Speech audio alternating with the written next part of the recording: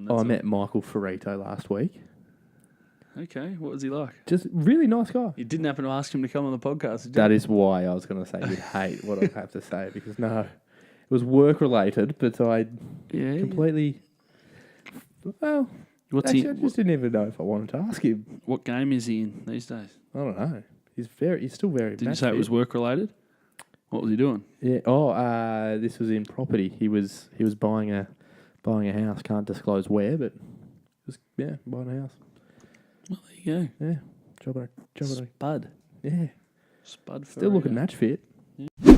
Ben, we're back for a round 13 show, brought to you from our brand new studio. What's going on here, Jake? How good is this? Eh? Much closer to home for me. The commute was a lot easier. Yeah, a little bit more difficult for me with the commute and of course Jack struggled to get here too. Jack struggled. Closer to Jack, we actually made it easy for everybody, and he but he didn't quite couldn't make it. Didn't quite make it. Didn't let us know either. So I mean, I'm assuming Jack might watch this, and if you are interested at all, we need you, buddy. You've got some of my stuff, so give that back. We need you. So round 12's done. Yeah. One of the bye weeks, and I mean it wasn't overly interesting. I think we saw a few big margins.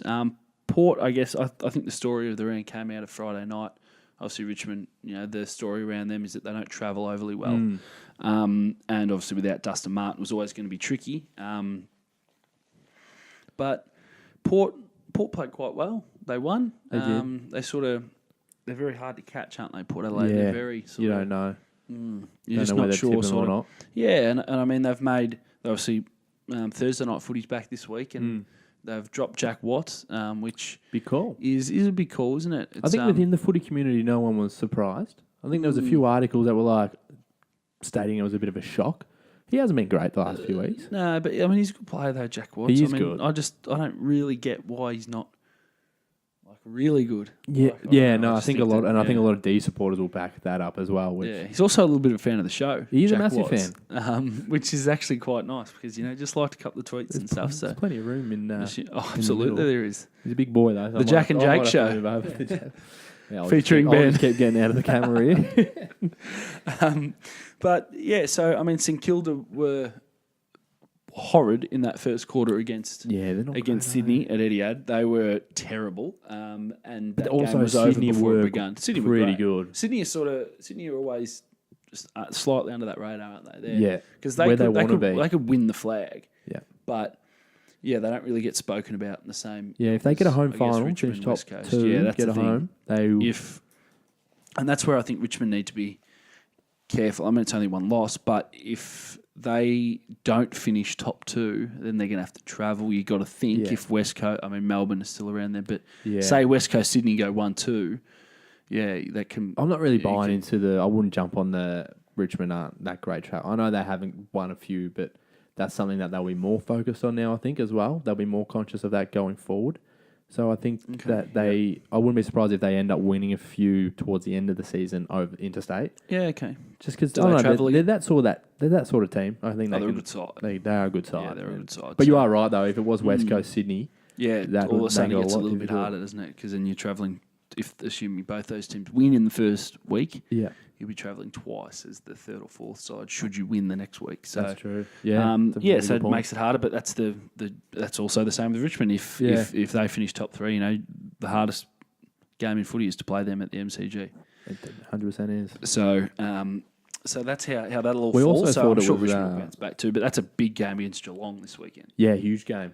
So I'm off and on with Geelong. They proved us both wrong again. Yeah, they're a bit the same, aren't they, Geelong? But you can't tell when they get there. I had them right up there again at the start of the year, and then they and then Gazza comes out and plays like a superstar, and they beat another side. Yeah, he's a gun. I don't know. He's a great player, obviously, Gary. But it's like Geelong sort of time when they play him and he plays well because now. This week, Richmond will have to put more time into Gary Ablett, which then means Joel Selwood or Patrick Dangerfield or Mitch Duncan get off the chain a little bit more. It's not is the point of having midfield depth, mind you. Yeah. It's not a bad problem. Yeah, and I mean North have been in great form, as we've often stated on this show. They were touched up a little bit, brought back to a little bit. They've got the bye this week, I think, don't they? Yeah, that comes at a good time. Just regroup, I reckon. Yeah, so they'll be able to So as we spoke last week, they don't necessarily need to win too many more games to be right up in the finals contention. So I can see them, as I've sort of not written them off all year, but sort of been. You're slightly coming across. No, I'm not, but I'm happy that they won't make the finals still. I think you're happy that. No, I'm happy to be in that to camp, say that. that camp, But their run is good. We've spoken about that. Yeah. But we won't talk about North this week. I don't reckon. I can't. We've spoken about them. What I'm happy to tick off with you is I sat down Sunday. Yep. And I thought I'm going to watch a game of footy. I haven't seen much of Brisbane, and nor have I. I'm purposely not avoid Essendon, but every time I watch Essendon, it's with a real negative connotation. It's like, geez, you've got blinders on. Yeah, because obviously, as I famously stated, that they wouldn't make the finals. On the first episode of this show, infamously which was almost, and then they went on to beat the Adelaide Crows in stunning fashion. Yeah, we're inundated. I was inundated with hate mail. Yeah. By many Essendon supporters. Well, they were actually just my burners. B Franzini. I've been done for burner accounts. That's all it was. And so I sat down and I watched that game, and it was regretful. Because it started pretty well. It was end to end, and I thought, this is good. They'll just take each other on, and then the whole game turned to. Wasn't great, was it? It wasn't a fantastic even the spectacle. Kicking for goal was poor. Both teams, you guys could have been 8 goals in front, but then Brisbane should have almost won with the way they kicked for goal. So that's true. Brisbane aren't bad to watch. Actually, as I said, I haven't seen a lot of them. But as people have been saying, they're the best 1 and 10, 1 and 11 side. Yeah, in a long time. What does that even mean, really? I know people say that. So it's like, that sounds like a good saying to have, but it's not a. Like the best. No one's a good one. No one's a good 1 in 10 team. Okay, so you're going to get a prize. I know what you mean. There is a lot of promise there, and they've got a really good young Harris list. Andrews is a player and a half. He has been for a couple of years now too. I reckon he's going to be a genuine superstar, if not. Or if he's nearly there. Yeah. But I will. Yeah, as a Bowen man, obviously, I will take that. The 4 points was scrappy, but they beat us last year on our turf. They did. I was at that game. So was I, and with the Brisbane supporter, it was awful football. Oh, that was great. I was sitting in a real heavy Essendon area. What was it? 88 against Brisbane. That's the true. whole thing would have been. It was. Yeah, I was in the Brisbane cheer squad actually. I swear to God, should have. But that last 20 minutes when they just came storming back, that was a great day of football. And I really don't care for Brisbane either. But that's why it was a good thing that we got that win, I think, from our perspective, just because they're those games we often do tend to lose. We just have a lapse of concentration. A lot of clubs do it.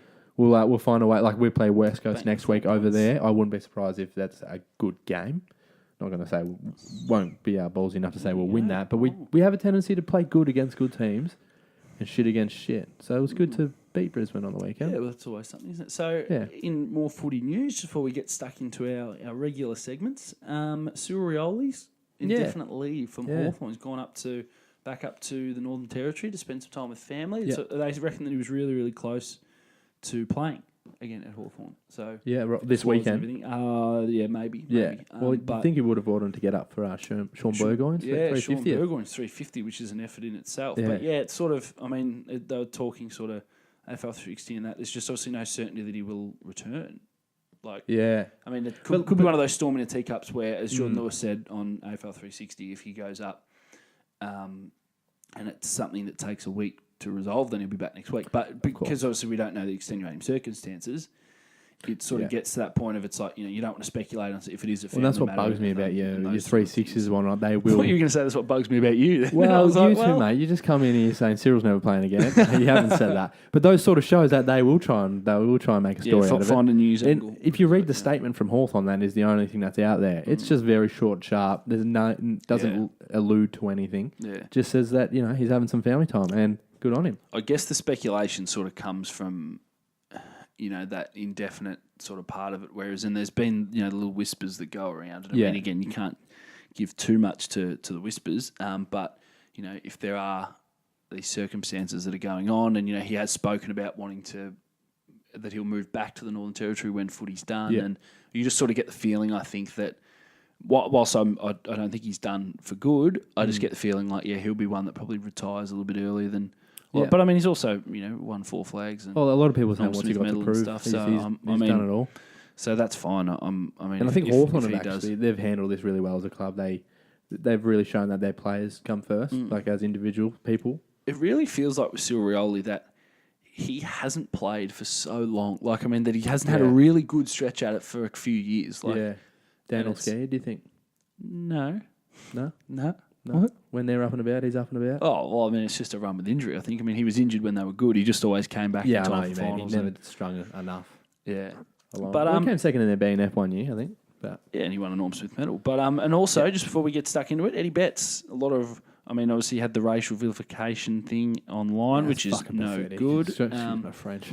Yeah, in this day and age, it's still interesting that sort of behaviour goes on. But a footy-based sort of issue is that Sam McClure is reporting that he is one of two Crows, the other being Sam Jacobs, who are very, very upset with the Adelaide Football Club. Really? Re their pre-season camp and the regime that leadership company put them through. So that's back in the limelight again. And those two players, Jacobs and Betts, have approached the chairman of the Adelaide Crows to express their displeasure because that group's coming back into the club. Right. To continue their work. So, and then the strong word is, and that Damien Barrett has reported as well, Sam McClure sort of giving it a little bit more legitimacy, as it comes from a couple of sources, that Eddie Betts wants out. Now, Back to as a Carlton supporter, that would be incredible. If Eddie Betts came back, what if the 1-2 punch? You got Jacobs with him. I don't think Jacobs would. Jacobs sort of went back to Adelaide. So, I mean, I know Eddie Betts. I think Eddie Betts is Northern Territory, but had a lot of family in South Australia as well. Yeah. But Sam Jacobs, I think if he was to leave, then he'd probably just go to Port. Like, it might be one of those, like, staying. Just straight spot. Yeah. Just take it. Trader. Ooh. That'd be turmoil within South Australia, wouldn't it? That'd be huge news. And then they're also... Sam McClure's also saying Mitch McGovern wants out, wants to go to Victoria, and then Rory Sloane still hasn't re-signed. Yeah. So imagine if they lose Jacob. I mean, it's they might lose one of the four. Real brewing, but like, if you're to believe everything you hear, Sloane, Betts, McGovern, Jacobs. Another media though. Yeah, that's very true. But back to the first point on Eddie Betts, if he comes back to Carlton, which Gary won't, he's not coming back to Carlton. Can you imagine why would you go back to your ex that treated you poorly? We didn't treat him poorly. No, just a metaphor. You didn't really treat him poorly, but just... But Gary Ablett's done it. LeBron James did it. That's been successful. Different circumstances. Different-ish. Very different. Well, I mean... Gary's come back. He's done it all. He's already won at Geelong. Carlton chose, but maybe he sees now. But Eddie never... Adelaide never won that flat. Carlton, yeah. But did he? It was more a money thing, and we chose to give the money to Dale Thomas, I think. And, how's that working out for you? Yeah, well, obviously not as well as... Daisy. Well, I like Daisy. He's having a good year. Yeah. He's not a $700,000 player, but never was. But he was before he came to us. But he's pulling his weight now. But I'd like to think watch this space in terms of I'm thinking Eddie Betts returns to Carlton. I will remember this now. All right, let's get into it. Let's do it. All right, Benny. Yeah, mate. Not bad. How about we get stuck into it? Let's do it. We've got some bumper segments this week. We do. Always. We got some Twitter stuff, do we? Yeah, I'll read out some stuff from Twitter. Some people want to ask you questions. That's what we're sort of getting. Maybe it's very. You come with the brains. Too many opinions, I think. From too many opinions. Yeah, people aren't resonating with me. People want to see more Ben content. Well, let's hit the hard question, shall we? All right. So we asked. Or our social media intern asked on Saturday night, who would you rather be out of the bottom four sides? Gold Coast, St Kilda, Brisbane or Carlton? Yeah. Who would you have voted for? 100% hands down, probably Brisbane Lions. 100% hands down, probably. Yes. This is why, though, I don't get asked for opinions often. 100%. Okay, well, 64% of the Magoo's community agreed with you. Yeah. 32% said Carlton. 4% said St Kilda and 0% said Gold Coast. And how many did we get vote for that? 250,000. It was a really good cross-section of the AFL community. It was about 28, I think. Not that matters. No, because I'm just trying to think where Carlton got the 34% from. I'm thinking they're 32. I'm thinking, well, even less. I'm thinking that's a lot of Carlton supporters. Or I would struggle to think that anyone who doesn't go for Carlton would have voted for Carlton. What, to be... Okay. I know that's hard. I know that's very harsh. I'm looking at that. I'm voting for Carlton. I did vote That's for what Carlton. I mean. Yeah. Well, there you go. So it's already skewed. I mean, I just saw Brisbane Brisbane lost to Western and we beat Essendon. So Yeah, but Shove that what's the into question though? What's the question? next, okay. So we also asked. So you do want to? You're just going to brush over that? Yeah, the social media. Right. The young fella also he was very poll heavy, which is good because it gives Yeah. us a little bit to chat about. He's obviously under great guidance. Don't mind a The good young poll. fella. Yeah. You didn't know either of these were up, so I'm not sure how much you'll have a good Well, poll. this because you took away my my social media rights. So the Demons, this was pretty funny, this one actually, because after their loss, there was a little bit of pun work in the poll option. So it was the intern, was it? It came up with this genius pun, was it? What do we what do we think of Melbourne now? And then it was still the real deal, DEE-AL, so deal, or D tenders. Oh. See, that was a little bit obscure, but pretenders. No, I got it. I'm assuming I just sort everyone of said got it, and then I thought it's the first time I've said it out I think loud. in writing, you're like, I get that. yeah, cool. They obviously mean pretenders. So, real deal or D tenders, Ben? I sort of want to know what pretenders even means. I know that sounds like a silly question, but it gets used. It's a really silly question. Well, You're pretending. used. So you think everyone, you're giving off a vibe that you could be really good, but when push comes to Do you shove, think just Melbourne not. Football Club are giving off that vibe, or it's just the hype, the media, their I supporters, think that non-supporters they've even? whipped everyone up into a frenzy by flogging some poor sides because they haven't beaten anyone. Well, that's true. That was the big argument. They haven't beaten anyone, and then Collingwood supporters are saying, "Well, we just beat D's," but because Freo franked the Adelaide no good form Adelaide no good at the moment by beating them. So Melbourne obviously flogged Adelaide, but Melbourne are up and running. They're good front runners. Yeah, but if Melbourne they're a good side, but they're not a premiership side. No, Don't at me if that. don't at me if that turns out to be a statement that is wrong. Don't. Just going to quote it for the rest of your life. Don't at me. Abraham Lincoln. So, but if my point was going to be, if Melbourne haven't beaten anyone, then therefore there's a lot of hype around Collingwood now for beating Melbourne. But if they haven't beaten anyone, then technically Collingwood haven't beaten anyone. Correct. If Melbourne aren't anyone. So I think that in that terms, a lot of people, they were premiership favourites going into the game. Melbourne, they were joint premiership favourites with Richmond. They were. No, okay, that is too much. I think so they haven't that's where deserved that. Yeah, I think that they're probably more suited to from maybe fifth downwards. Yeah. Like that's sort of where you break them up, isn't it? I mean, while you can definitely win from outside the top four these days. But it wouldn't surprise me if they scraped in either. To the top four. Yeah, because I mean, just wouldn't surprise me if they got that fourth position. If position. you can't beat anyone above you, then you just got to beat teams below you. Well done. Excellent. So to answer, couple more. I think they're still the real deal, though. Not the real deal. Okay, well, 30%. You're only given both. Yeah, 30% of people think that they're the real deal. Yeah, and 70% think they're D tenders. I don't think they're either. Can I say that? I know that sounds. You've given polar opposites. I think they're a good team, but they're not the real deal. Okay, so they're D tenders. So this is talking premierships. Okay. Right, the real deal means that you're going to win the flag. If you're not that, then you're a D tender. Yeah. I'll tell you what though. D tender sounds like a name. Okay, they're D tenders. Yeah, in case our legal rights get this name taken off us, we'll go with D tenders maybe. Yeah, nice. But on that game, actually, I think Collingwood, I might chuck a cheeky 20 on them for the premiership. I know that sounds, in round 12 going into round 13, absurd. Sort of funny meme the other day was about England at the World Cup. So say Collingwood right now at $12. Yeah, 12's not juicy enough though for me. If you put $20 on them, for those people who don't know how betting works, you lose $20. Yeah. That's clever, one. isn't it? As it was about England at the World Cup. But I did see, was another, actually, I'll wait for you that last question. Did you have another question? So I've got two more questions that we'll have to get through pretty quickly because you talked about Melbourne and the definition of real deal and D tenders for 20 minutes. You asked me the question. Jack Larkin, a big Collingwood man. Huge fan of the show. Wrapped. He was absolutely wrapped with the way the Pies went about it. It was quite boisterous. Yeah. I forgot there were Pie supporters. How good? Till this weekend. Yeah, me too. How good is Mason Cox? Was his question. Was it rhetorical? I'm not sure. He didn't put a question mark there, I don't think. But you made a statement. Might have just been a... I'm Ron Bergen. How good is Mason Cox? He was phenomenal, I will say he was awesome. 5 goals, 16 touches, won the medal. Yeah, the trophy. Won the trophy. Well, I don't want to say how good he is. I think he played an outstanding game and has gotten a lot better. I just don't... They re-signed him on a pretty big deal, didn't they? Did they? For memory. That was it was like a 450, not massive, but it was like 3 years, 400 to 500,000. It's like...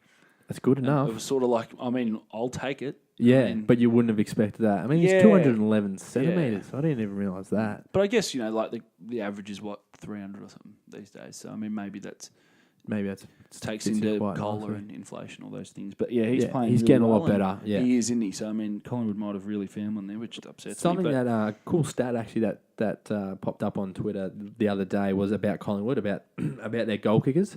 It said it's five goal hauls for players from Collingwood in a single game. Yep. So anyone who's kicked 5 goals in a single game in 2016 for Solo kicked 1. That was it. Yeah. Nobody in 2017. Now in 2018, De Goey's kicked 2 lots of 5s. Cox 1. Horskin Elliott 1. Hawkson. Say horse skin Elliott. Foreskin Elliott kicked Hoskin. 5. Hoskin. Stevenson and Thomas as well. All kicked Thomas 5. against Carlton, didn't he? Yeah. So that's a pretty telling sign. Avenues to go, especially when none of them are. I mean, I know he's not playing Jamie Elliott, but Darcy Moore as well. Like, if it were those sort of names, you'd be a bit more. Even if it was Chris Mayne, what they got him for. But there's some. It's a good spread of goal kickers, isn't it? Yeah. And to end on that, Mason Cox is the tallest player to kick 5 goals in a game ever. There you go. One more question from the Magoo's community was a die-hard Richmond man. Again, more of a statement. Just pretty much said Richmond have got 96,000 members. 96,000. That's too many. They are running a campaign too currently. Are you allowed to sign up your snail or just anything? Well, that's literally what I mean. 10 years ago in 2009, they had 30,000 members. Is that so? Okay. I know that the membership packages have changed and a lot more diverse in terms of like overseas members and dogs and cats and fish and snails and 3-game membership. So they've to help get them to 100,000, which would be the first ever. They are running I think they call it the Final 5 because they needed 5,000 more when they launched it. Right. And you get 5 home games or something, including the grand final rematch, which is in a couple of weeks against Adelaide at the MCG. Not bad. So yeah, that'd be nice. I reckon. You reckon we can get it? We could almost get involved in that somehow. What do you reckon? Yeah. They got Geelong this week. I reckon. I'll take if Geelong win. You buy a Richmond membership. If Richmond win, I'll buy the Richmond membership. Just the 5, The premiership or that game? No, just this game this weekend. So the loser of us, I think it's like $40 or something, the Final 5 membership, just to help boost their numbers. What do you reckon? All right. I'm happy to take the Cats. I've always been on the Cats this year. So if Richmond win, you have to buy it? Yeah. And if Geelong win, you have to buy the Final 5 membership. Deal. Nice. I like that. I'll just, that's... Go Cats. Yeah, if you Richmond want to support us, then after that big one. So there you go, Jacob. One of us will be jumping on board. Thanks for your tweet. Now, imagine we get grand final seats or something. That would be nice, actually, wouldn't it? Would you take me? I'll take me. We'll see. It can be fun at the footy sometimes. Anyway, moving on real quick. I'll do a quick Kane Corners of the Week this week. Nice. Just for anyone who hasn't watched in a while, it's Kane Corners of the Week. It's just something like an award each week given to someone who's a bit of a dick. Most people usually go and get a cup of tea or something at this stage of the show. But that's okay. All right. Thank you.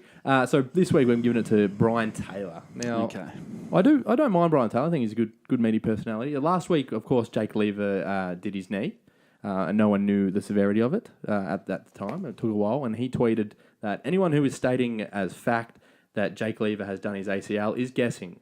All scans so far are inconclusive.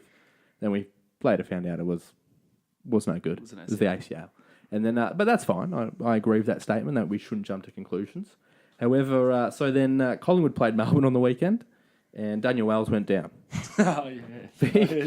BT was in the commentary box and he said, Daniel Wells has done a hamstring. Literally a minute later, Jake.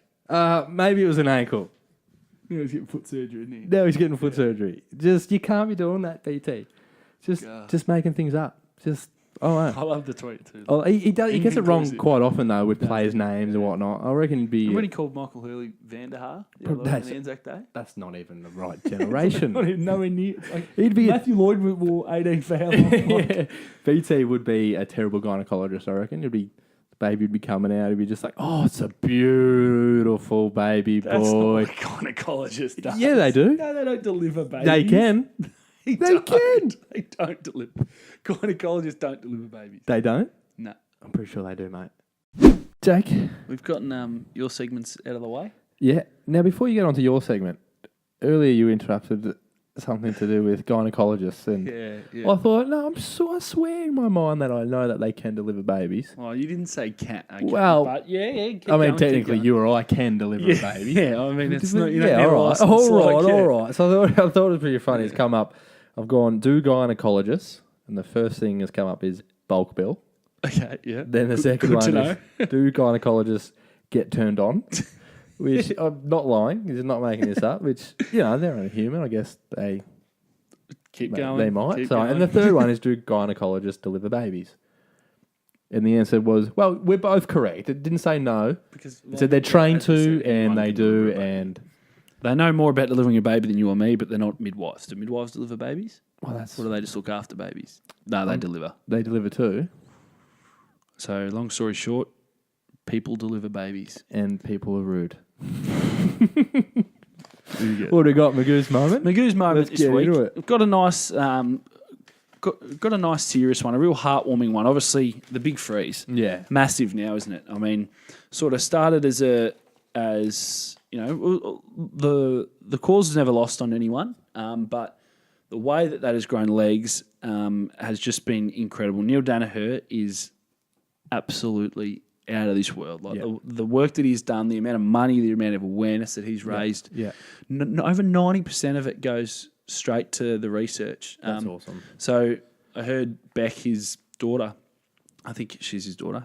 She's like the coordinator of the fundraising and stuff like that, and does a lot of the work. And she was saying that that charities are going well if you can get above 80% of the money. Obviously you've got to pay your overhead and stuff like that. Yeah. But so obviously the support they get behind them and all that sort of stuff, they're going at over 90% that gets donated straight to it. So, that's impressive. Straight to the research and the cause and that. So I think that big freeze at the G with the coaches. I just think for the Magoo's moment, I'm just giving it that whole setup, the fight MND, the big freeze. It was just it was really cool to just from where. It was sort of like a bit of a novelty to the really big Queen's birthday game. Now, as we said last week, there's that generational shift where it's like it's not the Queen's birthday game, it's the big freeze, the fight MND. I love that. I reckon that's great. And I just hope that it and I think it will, but that it just continues to once Neil does pass on from motor neurone disease, be that 1 year, be it 10, 15 years, hopefully. That it can continue for that to be on at the MCG and on that Queen's birthday game. It's just huge. I mean, I think they raised over $6 million.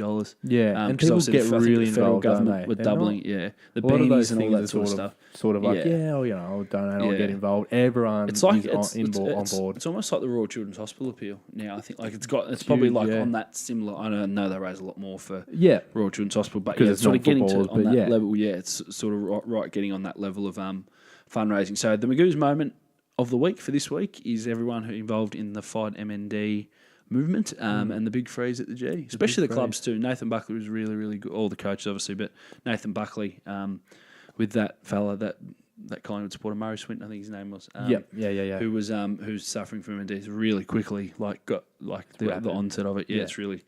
And so they had him in the room singing the song afterwards. He was on the ground with his family. So it was just really heartwarming. A bit more of a serious moment. No, it's good. I love it. It was nice. Okay. So let's not pick the mood back up again, but let's go a little bit more on the brand. Gynecologist, Jay. Yeah. No. So what do we got? Who we got this week? Still half of the bye, but you got any sort of... Nothing? I like Thursday night footy being back. I love it. It's been a while too, hasn't it? So I thought we got 5 or 6 in a row now. It's cool. I like it. I think it wasn't us who made this poll, but there was a good poll about which game, if you made it a permanent fixture, would you get rid of? And it was at least 70% of the vote with that 1:10 Sunday game ish. Something. I think it was that one. I think you could run like a 2 p.m. Sunday into a 5 p.m. Sunday if the Sunday's always interstate, like in Perth, for instance. But then the problem with that is a lot of those Thursday night games are good if they're interstate too. For time-wise. That's weird, isn't it? Melbourne just don't go out to when it doesn't suit them. They're just like people, they like love sport. Sporting capital go and watch world, Origin. But you have to put it in this time slot. But yet there's 87,000 people watching Origin at the MCG, a sport that we know Isn't very, that great? very little I love about. that. NRL supporters, they would be... Not you got because it's good, but yeah. You got Ben's Twitter beef? Is that taken off? Get one for this week. You didn't. But, did It's you a bit have disappointing. one, Well, I did. I thought that maybe I'd come armed and So sort let of me get this straight. We've changed the scene. We've come to yours. Make it easy for you. make it You've about easy for me. You've taken it from Ben's Twitter beef. Now I'm guessing you want to change the name. We're going Jake's Twitter beef. Well, it just doesn't make sense if it's called Ben's Twitter. Yeah. But no, what I saw was it was a couple of weeks ago, and it was in relation to the controversial Alex Rance dive. Don't read ahead. I can't see from here. So what I've noticed a lot is there's a lot of Richmond people on Twitter at the moment. Like as we said, they got 96,000 members, and one of us will join that tribe. True. But We'll just put in a fake name. It's just incredible that there's so many of these people, and they're all they're always commenting on like match selection and stuff, and they take everything so personal. So this person, I won't, because they had an issue with it going white. So then, I'd hate for our Magoo's community to get involved at Loz Marine. The most disgusting thing I've seen in AFL football was a quote, Cam Mooney on Alex Rance's dive. We've had players bite an opponent, stomp on someone's leg, and straight out punch a guy in the last 12 months, like thinking face. And you sort of go, well, that doesn't make sense. And then so there were people, commenting back, whatever. And then this is the sort of person I'm talking about. Tiger Matt is his name. On your Tiger Matt. It's at RFC_premiers is his handle. God. Like, it's devout, and that's fine, be devout as you can. But then he tagged Cam Mooney and said, clearly forgetting his error, like all this other stuff. And then, Cam Mooney retweeted, obviously saw the tweet then due to the fact that Tiger Matt had tagged him in it. And then, so Cam Mooney goes back, retweets the original one and says, we just take the piss on that show. It's, Alex Rance is obviously a superstar. I was just trying to get up Spud for all his goat, whatever, all that sort of thing. And then he did the old FMD on the end of it. Me dead. Me dead. And so he was in it. He was a bit fiery. So then she goes. She then tweets the old standalone tweet.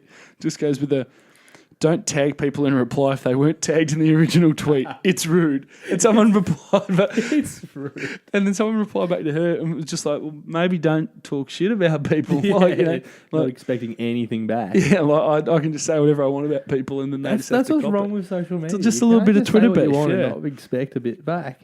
And she said, I regret getting involved in this dumb conversation. Well, good. She's learned something. Yeah, well do you reckon she has? You reckon next week? I'm going to follow her and see. She'll be tweeting about Reece Conker's car or something next week. Like something else abstract that she doesn't know about. That's good. So that was just a little... I was hoping you'd have something I'd just be able to bounce that off you, but... No, that's good. I was actively Fleeting looking, but I just didn't want... After last week, I'm a bit nervous, actually. I'm sort of screenshot, like you said. Yeah, I'm learning things too, but, we're all learning. We're getting there. Thank God. Thursday night footy's back. Love it. And you reckon it's a good game as well? Yep. Oh, it slipped my mind momentarily. Port Adelaide Bulldogs. Yeah. Slipped my mind. Nah, it's not a great game. It's going to pour with rain, though. It's going to? Yep. The Dogs I saw today. And they've dropped Jack Watt. They've gone a bit small. I think that's why they dropped Jack Watts. Okay. And Jordan Roughhead got dropped. Yeah. Oh. Free agent end of this year, Jordan Roughhead. Watch this space. Remember who told you first. He wouldn't be a bad little pickup too, I reckon, Jordan Roughhead. A couple of teams. Could complement a team really well. Geelong.